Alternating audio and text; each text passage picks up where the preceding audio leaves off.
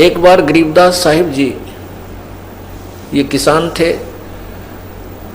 अपने घर बैठे थे, तो उनका एक किसान ही शिष्य था।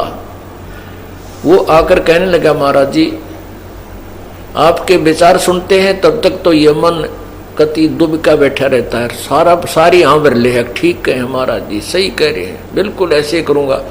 और यहाँ से बाहर जाते इसकी वही वाईफाई हो जाए तो जाते ही वही विचार इसके नो के नो कर्म उसी तरह खेचा तानी रखे, इसका के समाधान हो प्रभु। तब उन्होंने बताया कि आपके पास 2 बैल हैं। हाँ जी, एक बैल दूसरे को मारता है, चारा भी नहीं चरने देता है। तो वो कहता है, किसान बिल्कुल सही कह रहे हो जी, तो आप क्या करते हो दूसरे बैल को चारा चराने के लिए? तो कहता जी जैसे खेत में हम ले जाते हैं, एक टोकरे में इकट्ठा ही चारा चराना होता है, तो मैं डंडा लेकर बैठ जाता हूँ और या उसको करड़ा बांध देता हूँ टाइट, जो फूफा गणी करे दूसरे को खाने नहीं देता, तो उसको इतना टाइट बांध देता हूँ उसका मुंह उस टोकरे तक पहुँचता है और दूसरा आराम से खा लेता है।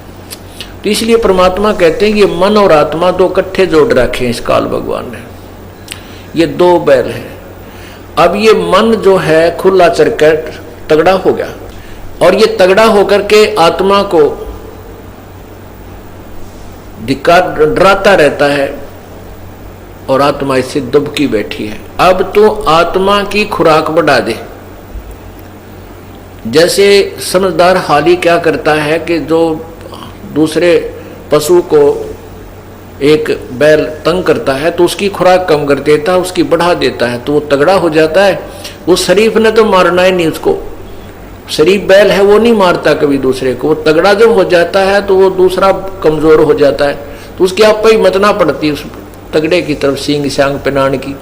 तो इसी प्रकार परमात्मा कहते हैं कि जब तुम आत्मा की खुराक बढ़ा दोगे या मजबूत हो जाएगी, तगड़ी हो जाएगी, फिर ये मन इसके अनुकूल होने लग जाएगा।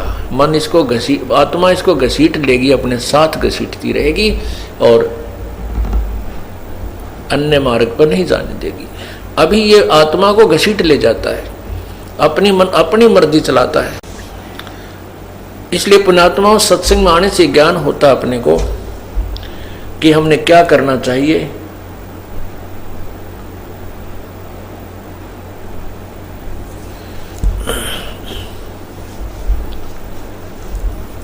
और जो धारणा हमने बना रखी है कि केवल बना रखी थी कि